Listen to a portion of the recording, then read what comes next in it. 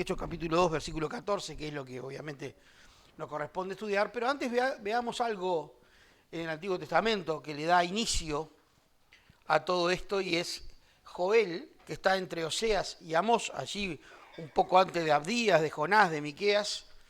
Vamos a ver qué es lo que está sucediendo. Joel capítulo 2, versículo 28. Y después sí vamos a ir a nuestro texto de Hechos capítulo 2, versículo 14. La verdad que es muy necesaria la oración hecha que antecedió, porque este es un pasaje que es enorme. Enorme en el sentido literal del término. Tiene tantas implicaciones y tantas enseñanzas que realmente la tuve dura para resumirlo, para llevarlo a un formato de sermón y no perderme en los muchos caminos que ofrece y en las muchas oportunidades de enseñar cosas que hay en él.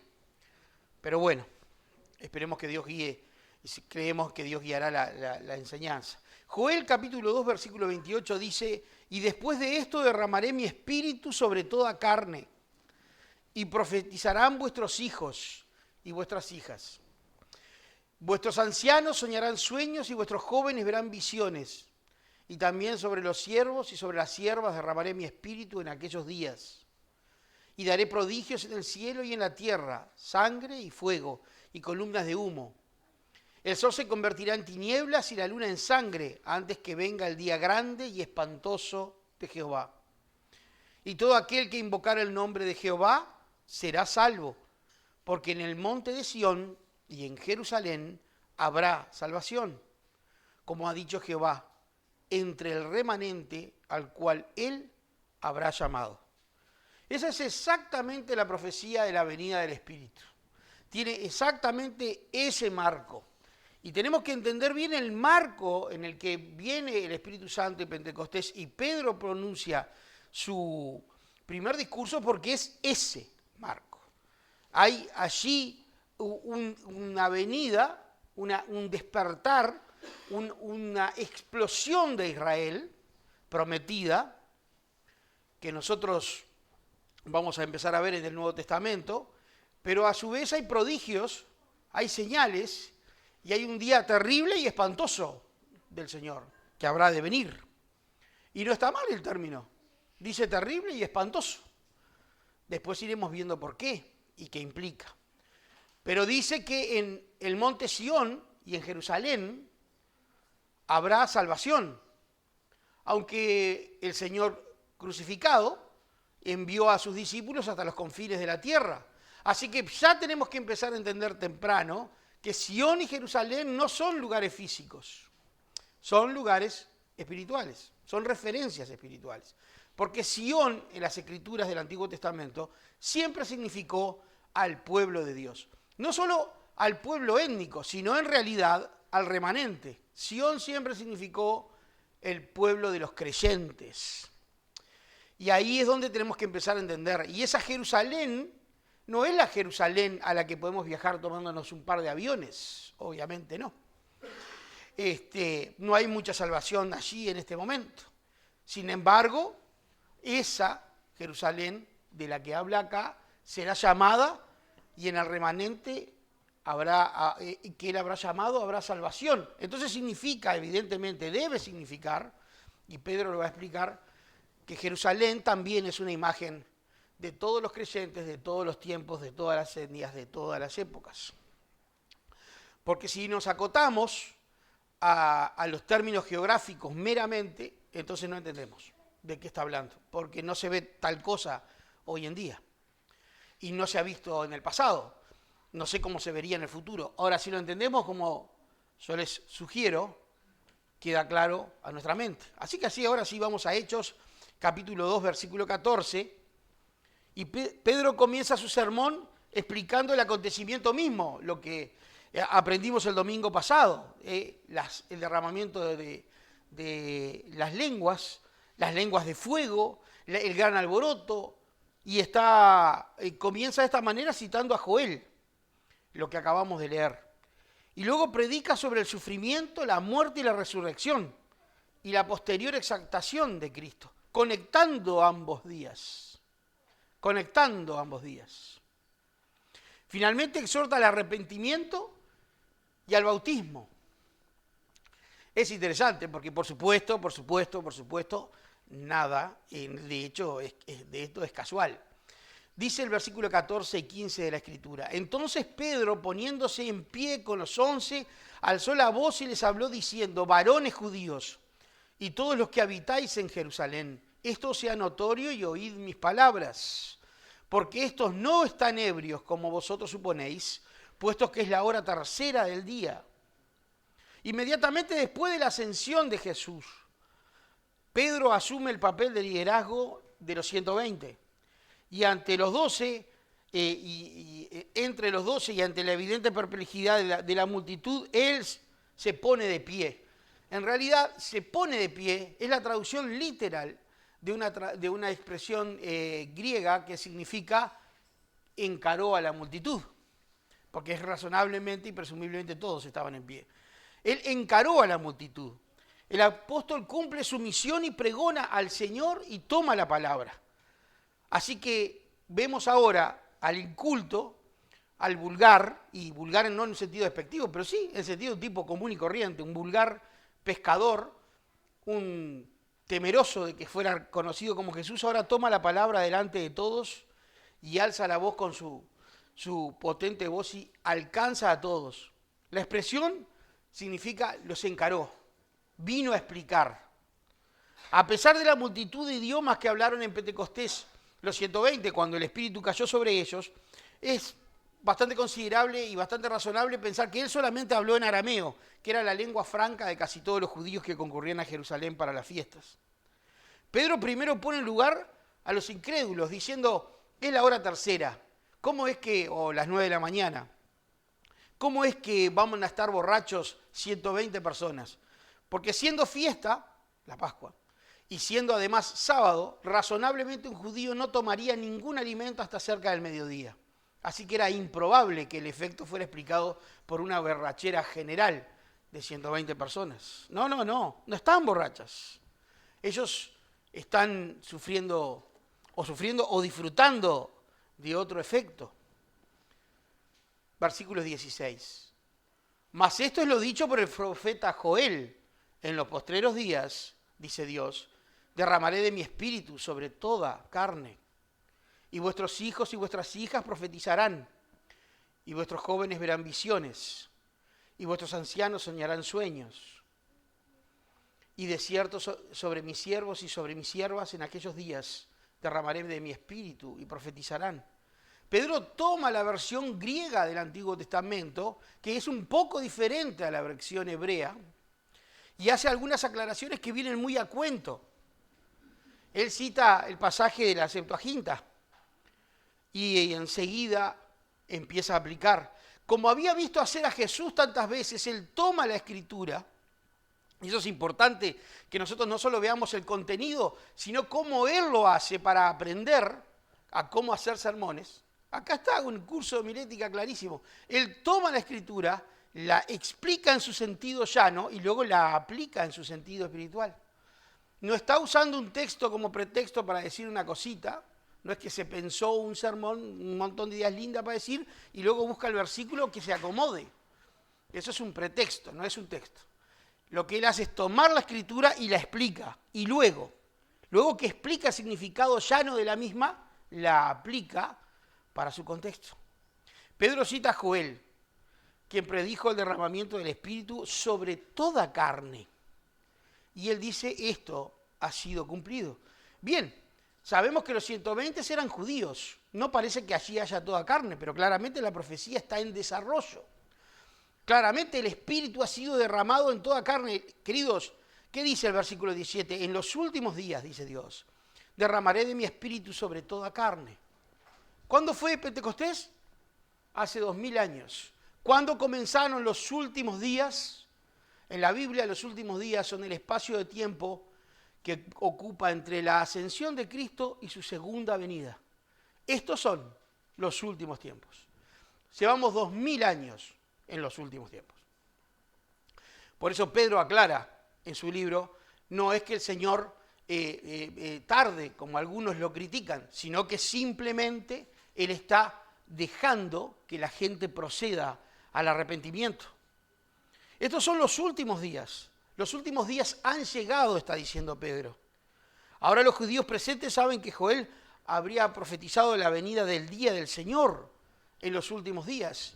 El día del Señor en los primeros tiempos había dos conceptos. El concepto antiguo testamentario judío, que es este día de Joel, el día terrible y de espanto, para dar retribución a todos los enemigos de su pueblo y enemigos de su Cristo, que es el día del juicio, la segunda venida. Pero como dijimos la otra vez que era conocido el día domingo de resurrección entre los cristianos, el día del Señor. Entonces aquí lo que Pedro hace es empezar a juntar conceptos que para nosotros son profundos. El día del Señor será el día de su retorno, pero es también el día de la proclamación de su victoria. Y si eso se hace en los últimos días, y eso es lo que nosotros hacemos, proclamamos que Cristo ha resucitado en estos últimos días, y lo hacemos en el día del Señor. En estos últimos días, Dios concede bendición a su pueblo que se arrepiente de sus pecados. Estos días, además, según lo que hemos leído, inauguran la era mesiánica. Derramaré mi espíritu sobre toda carne, y vuestros hijos y vuestras hijas profetizarán. Profetizarán. Es un término que en el original alude a la alabanza, a la enseñanza y a la instrucción. Vuestros jóvenes verán visiones, cosa que sucedió mientras el canon se completaba y cosa que, en mi convicción personal, sucede en los lugares donde la Biblia es prohibida, aún hoy.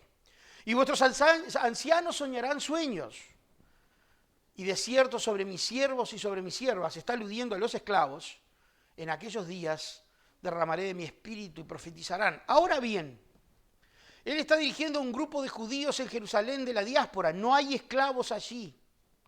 Y de hecho, la primera iglesia gentil estaba compuesta en un 90% por esclavos gentiles. Así que es claro que en la profecía ya estaba diciendo que atravesando las barreras sociales y las barreras nacionales, las barreras étnicas y religiosas, la salvación de Dios vendría a su gente. Estos días inauguran la era mesiánica y esta es la era muy similar a lo que Rómulo enseñó en primera hora. No tenemos todo lo que la era mesiánica implica, pero tenemos bastante. Porque la gente se salva por miles y por millones en el mundo hoy. Y todos empiezan a alabar y a reconocer a Cristo. Y esta es la era que el pueblo se está levantando un pueblo que reconoce a Cristo como Señor y como Dios. Dice, mis hijos y mis hijas profetizarán, significando entonces que habrá alabanza en su nombre, instrucción y exhortación en todo el orbe. Ya la profecía en el griego exhortaba claramente a considerar que aún los esclavos serían liberados por el Espíritu. Con el derramamiento del Espíritu, todos los creyentes conocerían a Dios de manera personal y particular, sin distinción de raza, de sexo, de posición social o de instrucción. Todos tienen la habilidad de conocer a Dios mediante el derramamiento del Espíritu. De lo que habla es de una cohabitación con Dios en nuestro propio ser y en nuestra propia comunidad. De lo que nos habla del retorno al Edén, cuando Dios descendía todas las tardes. A diferencia, queridos, de que ahora Dios está todo el tiempo con nosotros, en nosotros. Por eso, cualquier más chico en el reino de los cielos es más grande que el profeta más grande del Antiguo Testamento. Y si nosotros estamos fallando en ver a Dios, debemos mirar a nosotros y no a la promesa de Dios, porque es ciertamente Dios está con nosotros. Y Cristo cumplió con su nombre, Emanuel, Dios con nosotros, Dios en nosotros, Dios a través de nosotros, Dios con nosotros solos, con nosotros en grupo. Dios está otra vez con su pueblo. Muchos de los creyentes por venir, como dijimos, serían esclavos. Serían esclavos de los hombres, pero no serían esclavos del pecado. ni de Satanás, ni del mal. Podrían vivir una vida de servicio a un patrón o a un amo, más concretamente. Pero sobre todo debían ser una vida de servicio a Dios. Muchos de la alta nobleza en la primera época de la iglesia posapostólica conocieron a Dios a través de sus esclavos. ¿Y eso solo se daba en el Nuevo Testamento? No, ¿recuerdan? ¿Recuerdan a la criada de Amán, que Amán raptó en una incursión filistea? Ella le habló del profeta, de Dios. Y Amán conoció al verdadero Dios a través de su sierva y de su esclava. El enorme privilegio que tenemos los creyentes del Nuevo Testamento es que ahora la tercera persona de la Trinidad ha hecho tabernáculo entre nosotros y en nosotros. Cuando Cristo estaba entre su resurrección y su ascensión, habló con sus discípulos y en un momento dice el Evangelio que sopló sobre ellos, diciendo: recibid el Espíritu Santo. El Espíritu Santo habitó de manera especial entre los discípulos, mientras ellos esperaban el Pentecostés, que era la promesa de la venida en ellos. Desde ese primer momento era notorio y era clave que el plan de Dios pasa porque el pueblo de Dios viva distintivamente para Dios y perfectamente consciente de quién es y qué hace Dios con nosotros. Y que nuestra principal presencia personal, no solo cuando tenemos problemas, sino sobre todo cuando nos va muy bien, es que sepamos a quién pertenecemos y por qué estamos recibiendo. La historia de la Biblia y la historia de la humanidad no se basa en que vos vivas bien o mal, se basa en que Dios debe ser reivindicado y que Dios está levantando pueblo para sí, para que eternamente le alabemos cuando todas estas cosas se consumen. Y no digo se consuman, sino que se consumen cuando se cumplan. El asunto del que nosotros estamos tratando es que Dios ha hecho habitación en nosotros no para ser una mera compañía, sino para transformarse en el centro de nuestra vida y en el centro de nuestras ideas y en el centro de nuestras aspiraciones y en el centro de nuestros deseos. Para que nosotros pongamos nuestros cuerpos en sacrificio vivo y renunciemos a todo lo que nos separa de Él. No importa lo atractivo que sea, o lo económicamente favorable que sea, o lo prestigioso que sea, o lo que yo haya querido tener. No importa en realidad mis planes, importan sus planes. Porque lo que estamos hablando es que estamos viviendo la era de la consumación del Rey de Reyes y Señor de Señores. Y a los negocios de Él hemos sido llamados. Esto es el sentido en el que Jesús le dijo a su madre: ¿por qué me buscaban? ¿No saben que en los negocios de mi Padre tengo que estar? Nosotros hemos sido llamados a ese negocio. Los levitas no podían tener granja, ¿recuerdan? No podían tener campos. Podían tener un pastoreo allí, pero no estaban dedicados a las tareas. Los levitas estaban dedicados al servicio del templo. Los que estaban dedicados a desarmarlo, estaban dedicados a desarmarlo. No podían armar, estaban dedicados a desarmar. Los que estaban dedicados a armar, lo propio. Los que transportaban los utensilios del lugar santísimo, eso. Y los que transportaban los utensilios del lugar santo, eso. Y los que armaban la tienda, eso. Y los sacerdotes. Estaban dedicados a eso. Nosotros somos los levitas. Nosotros somos los levitas y Dios debe ser nuestra especial tarea, sin importar a qué elijamos dedicarnos en la vida secular. Porque también esa tarea, como hemos dicho muchas veces, es religiosa. El dueño del universo comparte con su pueblo los dones del Espíritu. No es una fuerza, no es una bendición, no es una misericordia. El Espíritu Santo es Dios y Él vive en nosotros y a través de nosotros. Entonces, lo que se ha dicho muchas veces tiene que ser repetido primero para mí, primero, y después para todos ustedes. Cuidado con dónde llevas a Dios. Cuidado lo que le haces mirar. Cuidado lo que escucha de tu boca. Cuidado de las amistades. Cuidado de los sentimientos. Cuidado de los deseos. Cuidado. Dios vive en vos. Dios, la tercera persona de la Trinidad. Ni más ni menos. ¿Para qué? Para que quede irreductiblemente claro que le pertenecemos a Él y que somos las primicias del nuevo reino.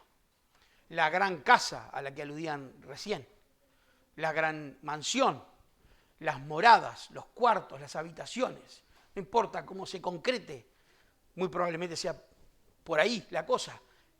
La comunión de Dios, el gran campamento de la nueva humanidad con Él en el centro, como el antiguo Israel alrededor del tabernáculo. Cuando la nube se elevaba, ellos se paraban. Cuando la nube bajaba, ellos se detenían. Cuando Dios llamaba a Moisés, él iba al tabernáculo y luego salía y enseñaba. Ese es nuestro trabajo. Vivimos para Dios. Esta es la era mesiánica. ¿Esperamos una consumación de esa era? Sí, esperamos cielos nuevos y tierras nuevas, en donde mora la justicia, sin duda. Nadie renuncia a eso. Pero eso no va a comenzar, eso comenzó. Eso ya comenzó. Y comenzó en Pentecostés. ¿Que el mundo no es como nosotros quisiéramos? Es verdad. ¿Que el mundo podría ser mejor si nosotros fuéramos más conscientes de estas cosas? También es verdad. Versículo 19. Y daré prodigios arriba en el cielo y señales abajo en la tierra, y sangre y fuego y vapor de humo. El sol se convertirá en tinieblas y la luna en sangre, antes que venga el día del Señor grande y manifiesto. Y todo aquel que invocare el nombre del Señor será salvo. Esta cita no dice que Lucas explica que se cumplió en Pentecostés. De hecho, Lucas solo lo cita, no lo explica, ni lo aplica. Entonces, es bastante interesante que él simplemente cite esa parte del discurso y no diga nada al respecto de la consumación de esas cosas. Muy probablemente tenga que ver con que si bien hubo cataclismos en la muerte de Cristo, esperemos un cumplimiento futuro de estas cosas. Porque Lucas guarda un silencio que es bastante raro. Podemos pensar que algunas de estas cosas son simbólicas, porque la Biblia es muy recurrente en el Antiguo Testamento cuando habla de las estrellas, los astros, los cielos y la luna, hablar de gobernantes, hablar de civilizaciones. Sabemos que la civilización judía iba a ser sacudida para no volver a levantarse tal como fue en esta época. Sabemos que los romanos también iban a caer en manos de los germanos. Sabemos que las cosas se iban a poner más complicadas en los años venideros, pero no sabemos si Lucas lo interpretó así o si Pedro lo dijo así. No sabemos. Así que esperamos un cumplimiento. O por lo menos yo creo que es esperable. Pedro incluye esta profecía y obviamente alude a la segunda venida. Y ahora Pedro, en su cita, dice que el día del Señor es grande y manifiesto. El día de Jehová era espantoso y terrible. Yo creo, aunque hay otras interpretaciones, por supuesto, que el día espantoso de Jehová cayó sobre los judíos en el año 70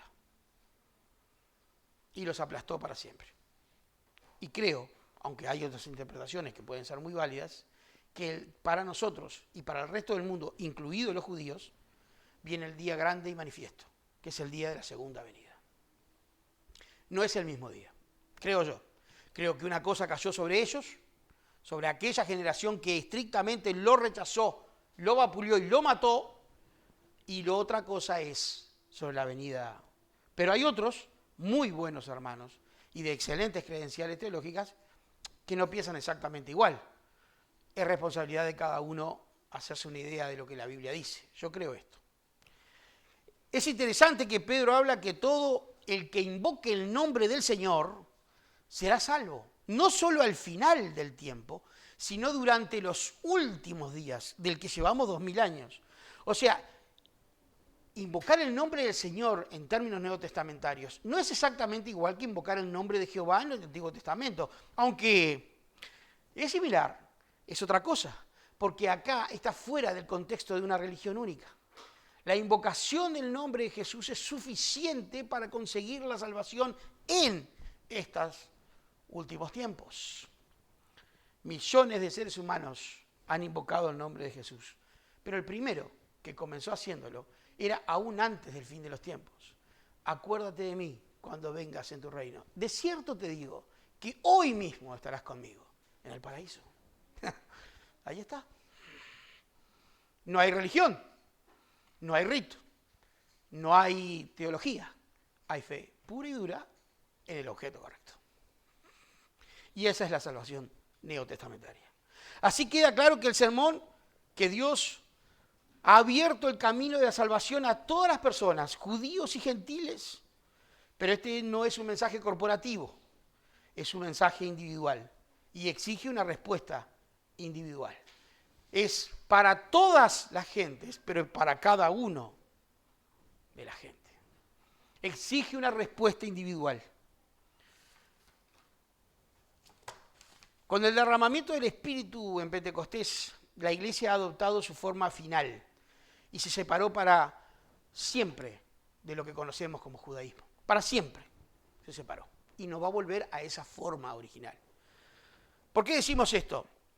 El concepto de asamblea, el concepto de llamado siempre estuvo en la Biblia, en el Antiguo Testamento. ¿No han pensado ustedes que cuando Pedro declara que Jesucristo es el Señor y el Señor le dice, bienaventurado eres, Simón, hijo de Jonás, porque no te lo reveló carne ni sangre? Él dice, sobre esta roca edificaré mi iglesia. ¿No se dieron cuenta que los discípulos no preguntan qué es la iglesia? Porque el concepto de asamblea, como pueblo de Dios, aún por encima de Israel, ya estaba en el Antiguo Testamento. Se conoce como el remanente. Aquellos que en Israel realmente le creían a Dios. Y no solo los que creían en Dios. Que es una diferencia sutil, pero que era una diferencia grande. La iglesia le faltaba la muerte del Mesías y la aparición del Mesías como rey para abrirse por completo. Siempre hubo gentiles en el pueblo de Israel. Siempre hubo prosélitos, siempre hubo conversos, pero eran minoritarios, laterales. Ahora son la enorme mayoría. Así que de alguna manera podemos decir que la iglesia siempre existió, aunque oficialmente inició en Pentecostés, siempre existió. Ahí oculta el misterio, como dice Pablo, en el Antiguo Testamento, y se oficializó en el Nuevo. La asamblea estaba allí, ahora se abrió para todo el mundo. Y de alguna manera, nosotros somos el pueblo de Dios, el Israel de Dios. Porque ¿qué dice Pablo? Hijo de Abraham somos. ¿Y cómo es que Abraham fue salvo e hijo de Dios? Creyó a Dios y le fue contado por justicia, y lo mismo que nosotros. ¿Y cómo es que le fue contado por justicia? ¿Siendo circunciso o incircunciso? Siendo incircunciso, igual que nosotros. Así que la iglesia siempre estuvo ahí. Y la salvación siempre fue por fe.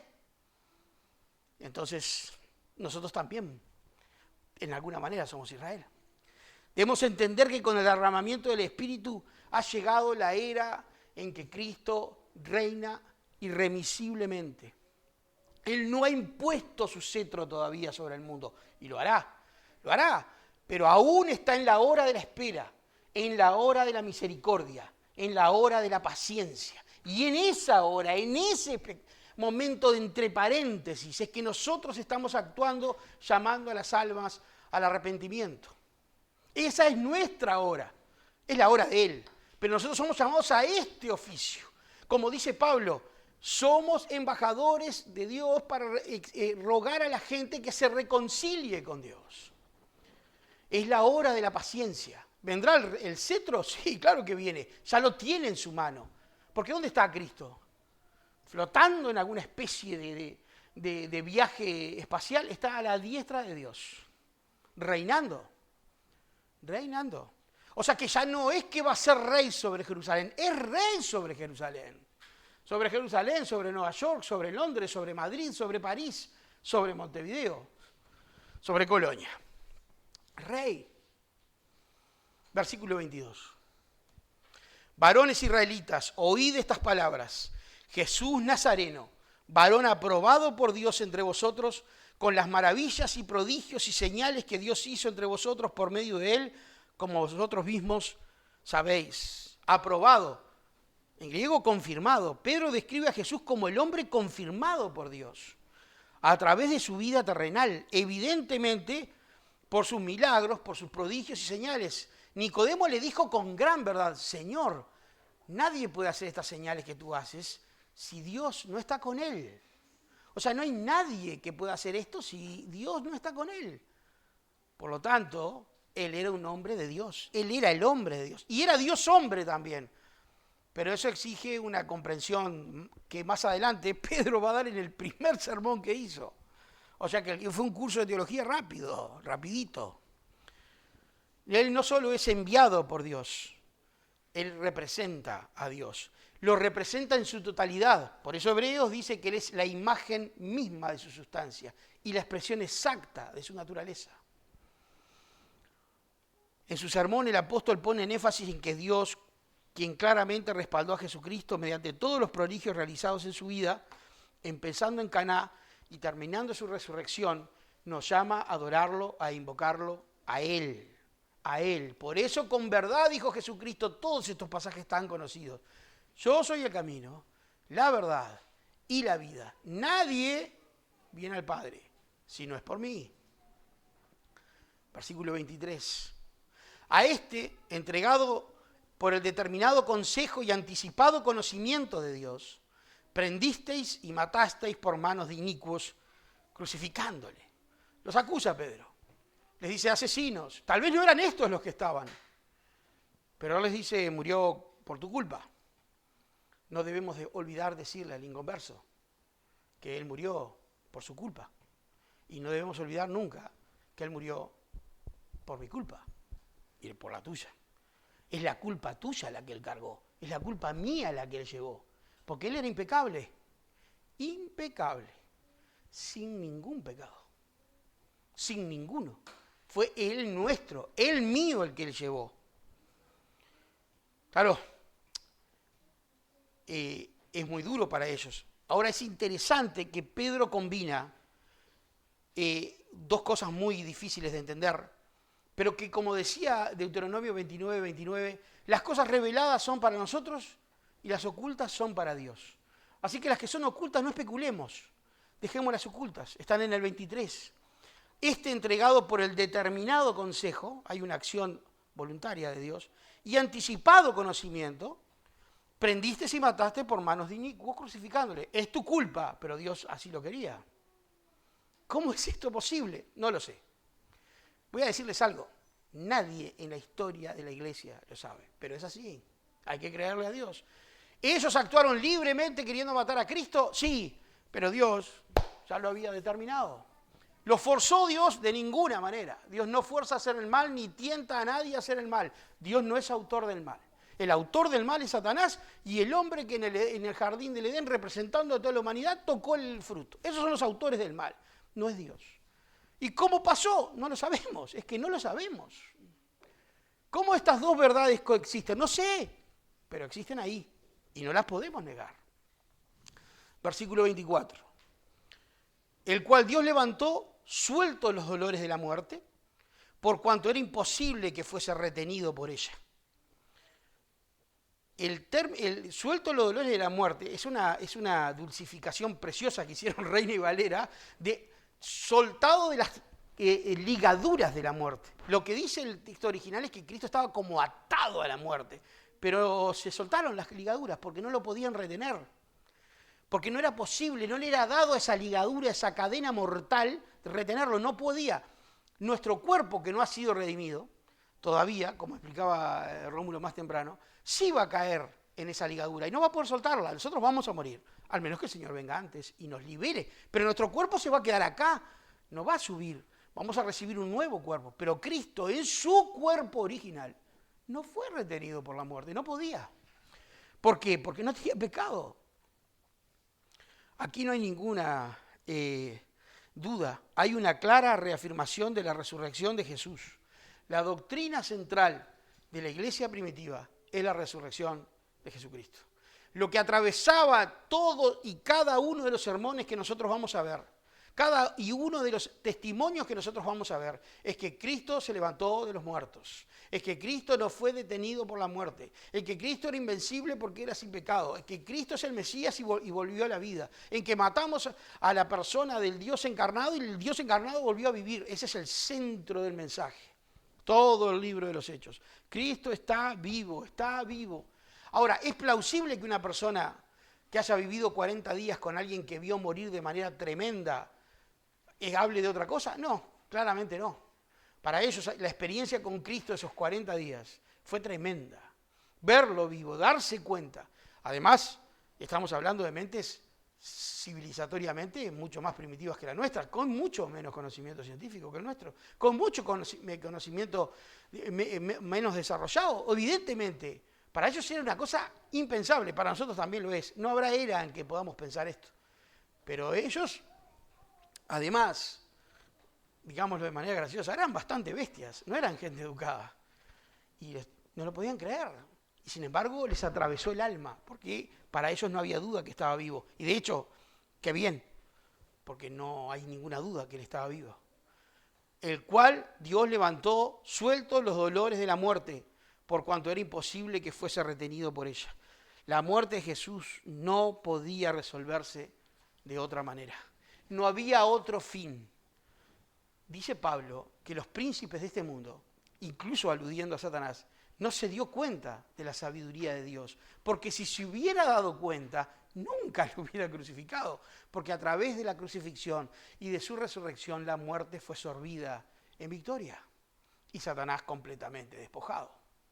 Y entonces se consumó que todos los que estaban en el paraíso fueron abiertos los cielos en la ascensión de Cristo y ascendieron sus almas a la presencia misma de Dios, la cual les estaba vedada antes de que Cristo muriera y resucitara, y ahora es abierto. Y si nosotros morimos hoy, si yo hoy me muero, voy a la presencia de Dios en el momento en que mi cuerpo deje de estar vivo, porque la muerte ha sido destruida, y con eso el arma de Satanás. Por lo tanto, Jesucristo volvió a la vida y la muerte fue totalmente destruida. Y hermanos, no hay forma de que la iglesia pueda ser detenida con este mensaje.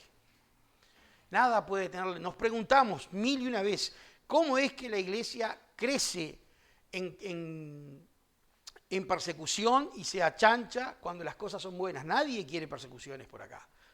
Pero es real que la iglesia perseguida es una iglesia que crece, crece y crece.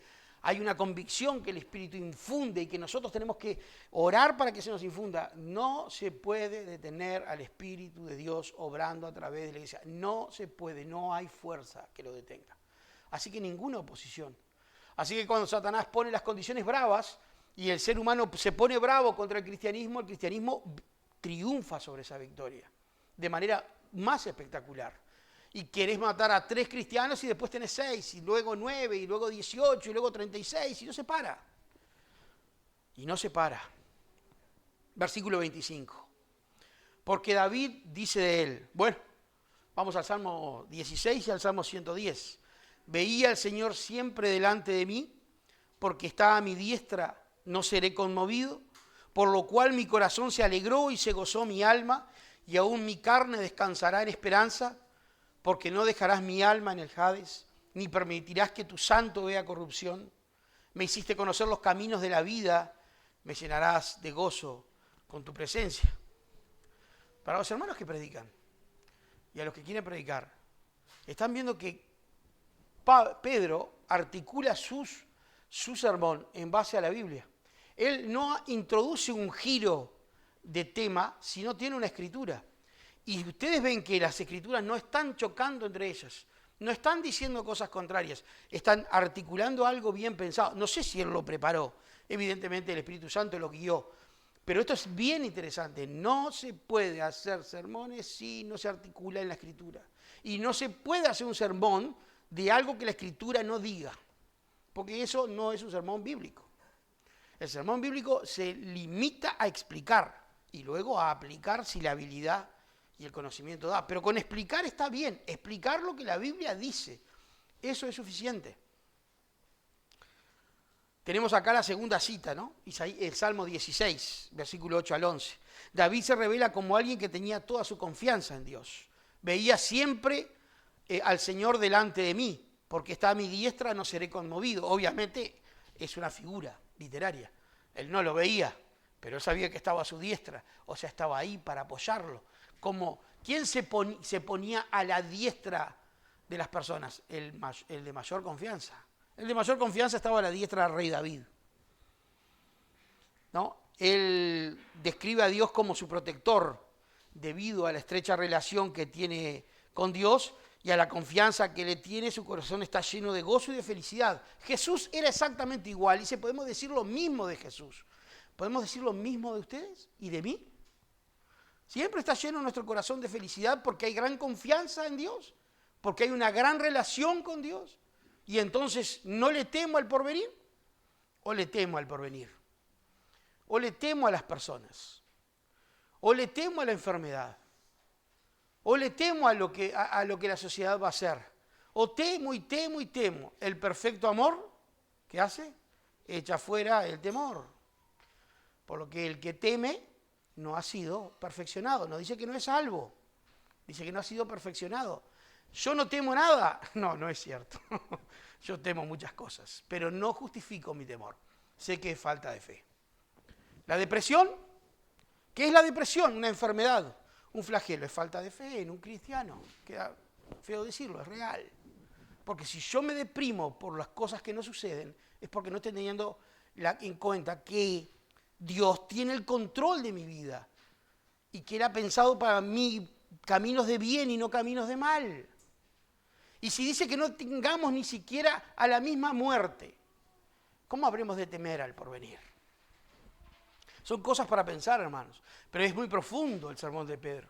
Él les está diciendo a los judíos que lo escuchan, que dejen su religión y que dejen a sus líderes y que sigan a Cristo. Por eso les está haciendo esta introducción. Porque ellos van a tener que rechazar el judaísmo y volverse a Cristo para convertirse. Y Él les está diciendo, no teman. Ahora, hermanos, ¿qué sensatez tiene para nosotros? Pensémoslo así. Que yo crea que voy a ser salvo cuando muera, no en mis méritos, sino en los de Él. Y no crea que Él puede cuidar de mí y de mi vida siempre. Y no crea que Él me ama con amor eterno. Y no crea que Él tiene cosas buenas para mí y no mal. Y que Él me cuida y que está a mi diestra y que no seré conmovido. David tuvo una vida dura y pagó caro sus errores. Pero David no dejaba nunca de pensar en que Dios estaba con él y que algo bueno saldría. Es interesante, es para pensar. David está seguro en Dios y ante la misma muerte declara que no dejará su alma en la tumba. Qué interesante, porque no quedó en la tumba. Ni permitirá que su cuerpo vea corrupción. Bueno, eso ya no es para David, es para Jesús. Solo de Jesús se puede afirmar esto. Nuestro cuerpo se va a podrir o se va a desintegrar en la segunda venida cuando Él venga y seamos levantados al cielo. Pero el de Cristo no, porque es santo, porque es la cabeza federal de la nueva humanidad, porque es el certificado de que nosotros no hemos creído en vano. Cristo es inmortal y ningún hueso fue quebrado, ninguna corrupción se acercó a su cuerpo. Siempre impecable, siempre inmaculado, siempre invicto, siempre victorioso, siempre, siempre, aún en la muerte, aún su cuerpo en la tumba, siempre invicto. Ese es nuestro Dios. Pedro mismo lo explica en los versos 29 y 32 de lo que quiere decir. Y también en Hechos 13, 36 y 37, Pablo explica lo mismo. Voy a leerlo un segundito sin hacer ningún adelanto. Ningún spoiler. Hechos 13, 36 y 37, él explica lo que estamos hablando acá. Dice, porque la verdad David, habiendo servido a su propia generación, según la voluntad de Dios, durmió y fue reunido con sus padres y vio corrupción. Mas aquel a quien Dios levantó no vio corrupción. Cristo, queridos, es el gran David.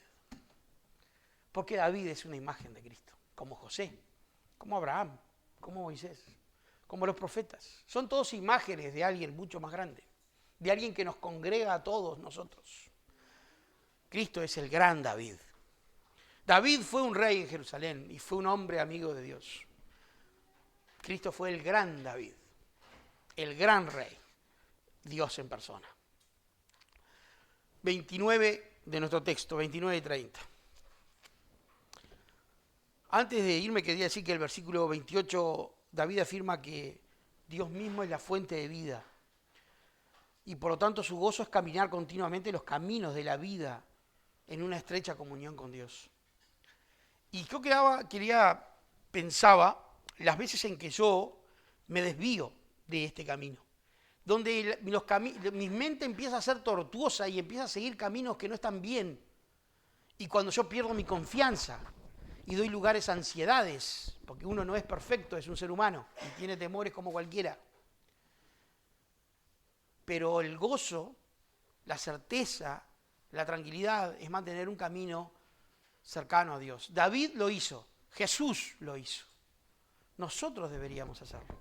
De hecho, lo que más le dolió a Cristo es cuando Dios se apartó de él, porque él no sabía vivir sin Dios. Pero qué triste, hermanos, que nosotros sabemos muchas veces ocultar a Dios de nuestra vida para vivir en nuestros propios y tristes caminos. Unos caminos de segunda. Dejamos la avenida para agarrar caminos de segunda. No hagamos eso. Evitemos eso. Porque ese es nuestro corazón malo que nos atrae. A todos nos atrae, pero no.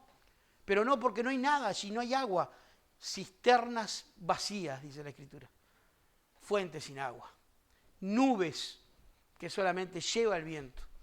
Como olas del mar, llevados por todo viento de doctrina. No sirve para nada eso. No produce un verdadero gozo. El gozo está en Cristo. Hay que ser amigo de Cristo y amigos de todos los que son de Cristo. Eso es la vida y otra cosa no es. Versículo 29 al 30. Perdón, pero claro, 29 al 30 y me comí discúlpenme. 25 al 28, ¿lo leí? Sí, lo leí. 29 al 30. Varones hermanos, se os puede decir libremente que el patriarca David murió y fue sepultado, y su sepulcro está con nosotros hasta el día de hoy. Siendo profeta y sabiendo con juramento que Dios le había jurado que su descendencia en cuanto a la carne levantaría al Cristo para sentarse en su trono, Dios prometió esto. ¿Qué prometió? Vamos a leer un segundito el Salmo 132. Salmo 132. Y miren qué lindo que es Dios. Hay un corito que podríamos cantar al finalizar el sermón, si no termina muy tarde, que se llama "Cuán bello es el Señor, cuán hermoso es el Señor". Y es hermoso porque Él es hermoso, pero por estas cosas. Dice la promesa a David: en verdad juró Jehová a David, y no se retractará de ello. De tu descendencia, singular, noten, pondré sobre tu trono. Y si tus hijos, plural, noten, guardaren mi pacto y mi testimonio que yo les enseñaré, sus hijos también se sentarán sobre tu trono para siempre. Es condicional. Los hijos de David se van a sentar en el trono de David si guardan el pacto. ¿Quién lo hizo? Ninguno lo hizo, porque hasta Salomón se desvió al final de sus días. Pero Jesucristo es la descendencia de David y se sentó sobre el trono. Y le cumplió Dios a David. Este es el pacto con cláusula condicional que no pudieron cumplir los hijos de David, pero que cumplió la descendencia de David. Jesús es el hijo de David, es el Señor de David. Jesús guardó el pacto y se sentó en su trono para siempre. ¿Cuándo? En aquella época que inauguremos después de la segunda venida, sí, pero ahora también. Porque Él, después de resucitados, miró a sus discípulos y les dijo de manera formal: toda potestad me ha sido dada en los cielos y en la tierra. Por tanto, id. Eso es una orden. Y haced discípulos a todas las naciones, bautizándolos en el nombre del Padre y del Hijo y del Espíritu Santo, enseñándoles que guarden todas las cosas que os he mandado. He aquí, estoy con vosotros todos los días, hasta el fin del mundo. No es un mero reino terrenal de lo que Cristo hablaba, sino que es un reino eterno y espiritual. Que sea espiritual no significa que no sea tangible, porque será tangible en aquel día de su segunda venida. Pero es espiritual porque ahora ya está presente y nosotros estamos trabajando para Él. Él le dijo a Poncio Pilato, atribulado y confundido: mi reino no es de este mundo. Si fuera de este mundo, mi Padre enviaría a mis servidores para que pelearan por mí. ¿Qué quiere decir? Que no es de esta civilización, no es de este estado presente civilizatorio, es del que vendrá cuando Él purifique todo con fuego en su segunda venida. Ese será el reino terrenal de Cristo, pero ahora hay un reino y nosotros formamos parte de Él. Él está en el trono, no va a estar, Él está en el trono. Él está en el trono. Y nosotros tampoco somos de este mundo. La revelación sacerdotal de Juan 17. Ellos no son del mundo, como tampoco yo soy del mundo. ¿Qué? ¿No somos del mundo nosotros? No, no somos del mundo. No, el mundo como civilización no somos. Y si somos, estamos en el horno, porque no somos de Cristo. O somos de uno o somos del otro. Dios juró el favor al sucesor de David. El Mesías es el cumplimiento de la promesa.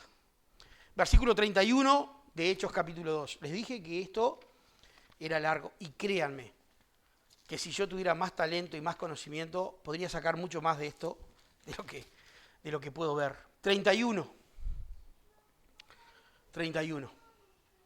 Dice, viéndolo antes, habló de la resurrección de Cristo y que su alma no fue dejada en el Hades o en el Seol, ni su carne vio corrupción.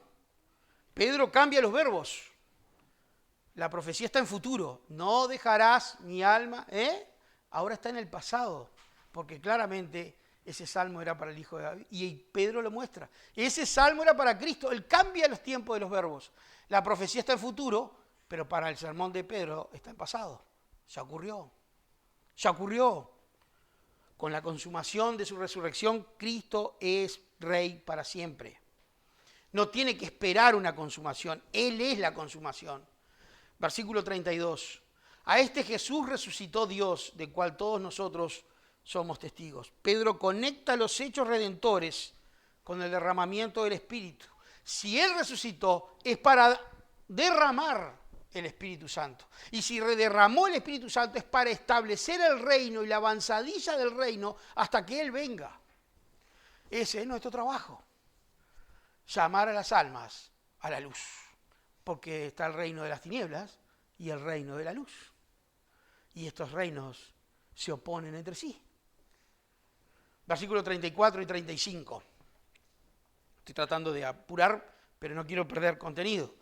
Porque David no subió a los cielos, pero él mismo dijo el Señor a mi Señor, Salmo 110, siéntate a mi diestra hasta que ponga a tus enemigos por estrado de tus pies. Esto es poderoso. Se cita el Salmo 110 para decir que ahora Dios está sentado a la derecha de Dios y que hoy gobierna desde el trono y la completa victoria vendrá cuando aplaste a todos sus enemigos. Pero el principal enemigo es la muerte y ya perdió. Y Satanás está en retroceso.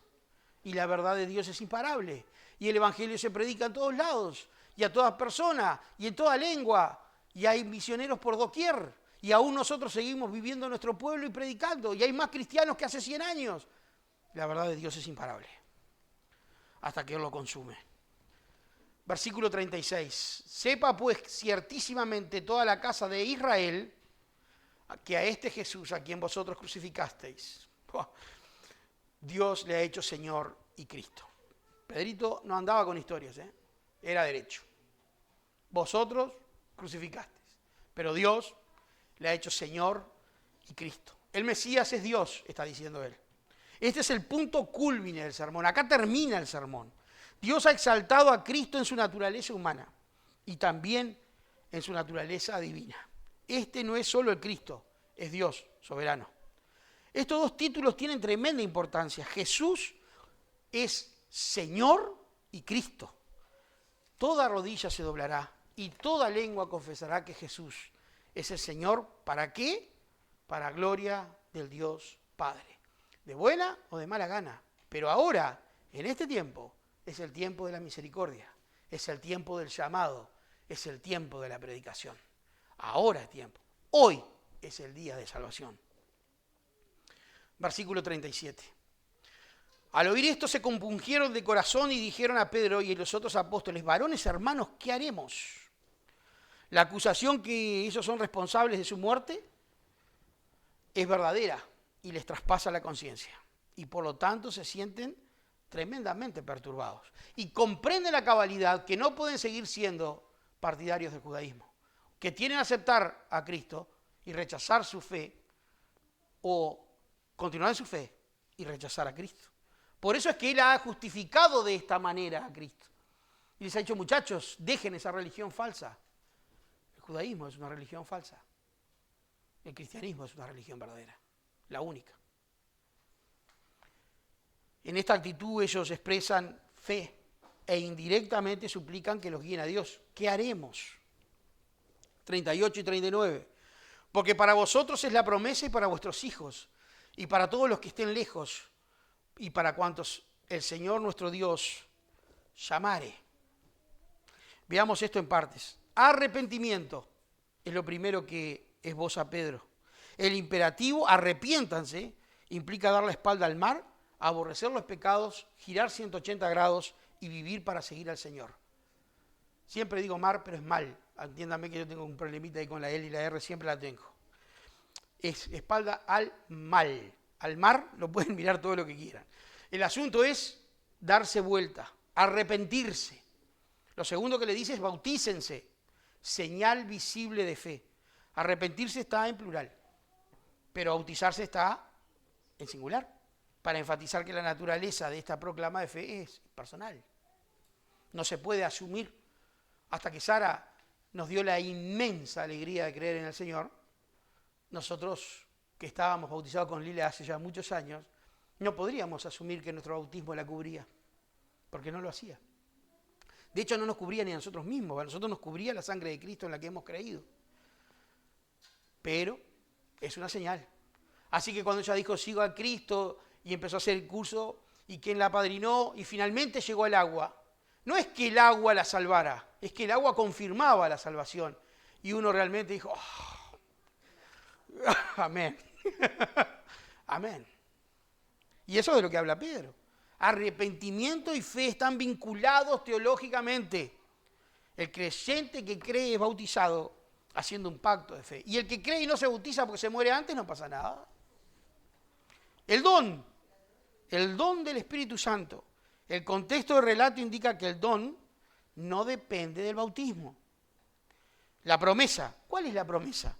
Bueno, el Espíritu Santo es la promesa para ustedes y para vuestros hijos. Hay una discusión en estos asuntos sobre bautismo de niños y no. Pero lo importante es que es un eco de la promesa de Abraham, de ser un Dios para él y para los descendientes, para los que tengan la misma fe que él.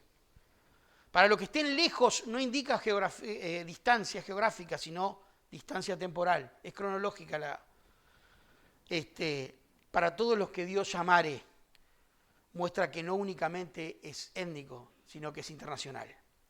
La promesa de Dios se extiende a través de los tiempos hasta el fin del mundo. Alcanza tribus, razas, lenguas, naciones, donde estén todos aquellos sobre la faz de la tierra que invoquen el nombre del Señor. Dios es soberano y llama a un pueblo para sí. La salvación es de Él, por Él y para Él. La concederá a todo el que le invoque, sin distinción de personas. Por eso todo el que invoque el nombre del Señor será, no probablemente, no tal vez, no si cumple, será salvo. Y finalmente, versículos 40 y 41. Y con otras muchas palabras testificaba y les exhortaba diciendo, sed salvos de esta perversa generación. Así que los que recibieron su palabra fueron bautizados y se añadieron aquel día como 3.000 personas. Parece que los judíos hicieron muchas preguntas después que el sermón terminó, relacionadas con esto, con lo que había enseñado. Ahora, ¿cuál es la generación torcida y perversa de la que hay que escapar? Obviamente de los líderes religiosos que se opusieron a Jesús y que negaron abierta y tenazmente su mensaje. Ellos querían tener el completo control sobre el pueblo de Israel. Y cuando Jesús enseñó con autenticidad, ellos resistieron y lo mataron. Ellos son para la posteridad la perversa generación. La perspectiva no nos resulta fácil nosotros desde el Nuevo Testamento y siendo gentiles, pero la agonía mental de un judío tradicional de abandonar su fe, de abandonar su templo, de abandonar sus líderes religiosos era tremenda. Sin embargo, muchos creyeron, como 3.000, y se bautizaron. Hicieron esto porque Pedro enseñó que el sacerdocio estaba corrupto. Así que los que creyeron se bautizaron. Y los que sí aceptaron el Señor solicitaron el bautismo. No se nos dice ni el modo ni la edad de los bautizados. Así que no discutamos sobre este asunto, que es un tema largo y para mucha tela. Pero lo importante es que los que crecieron se bautizaron. Si eran niños, si eran adolescentes, si eran todos adultos. Asunto de otra conversación con mate de por medio. Se añadieron en aquel día 3.000 personas. Ya arrancamos el sermón con 120, somos como 3.120. Se cree que hasta la muerte de Esteban, que suscitó la persecución en Jerusalén, había 20.000 cristianos en Jerusalén en esa primera época. No ha parado de crecer, no va a parar de crecer. Salva, salva y salva porque Cristo es poderoso, porque Él es Dios. Y nosotros estamos en su viña. Hemos entrado a la heredad del dueño de la viña. Nuestro Señor es el viñador. Nosotros somos ramas y le podemos decir a la rama seca, unite al tronco, unite. Somos el olivo silvestre, transformado en olivo natural. Somos el nuevo Israel. Somos la iglesia del Antiguo Testamento. Somos un solo pueblo salvo por Dios para la gloria de su nombre a través de todas las eras. Y cantaremos junto a todos los demás salvos cuando Él consume finalmente todas las horas, digno es el Cordero que inmolado fue, de tomar el premio, honra y pres. Para abrir el libro nadie se encontró. Él fue solo digno. Cante nuestra voz. Impresionante, increíble, inmerecido y maravilloso. El Señor bendiga su palabra.